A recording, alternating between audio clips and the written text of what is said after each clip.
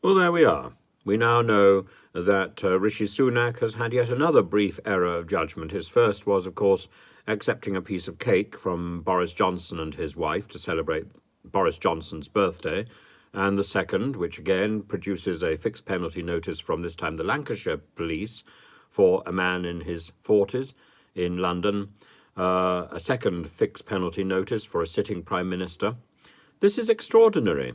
A brief error of judgment, but that's okay, clearly. And presumably, if Nadine Zahawi, if his tax problems have now been resolved, whatever issue there might have been, whether or not he might have been under investigation, even when he was Chancellor of the Exchequer, this was itself also a brief error of judgment if there was anything that was slightly suspicious or questionable.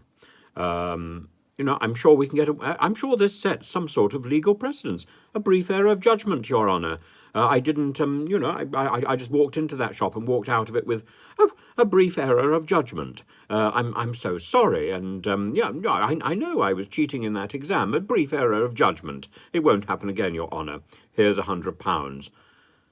But brief errors of judgment surely have consequences in the real world. Maybe not in number 10.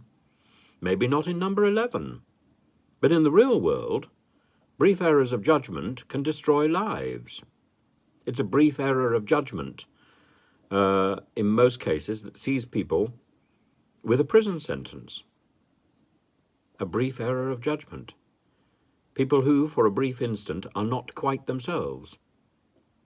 They're not the person that they would like to be anyway. But they're still punished. Unless, of course, you happen to be Chancellor of the Exchequer or Prime Minister.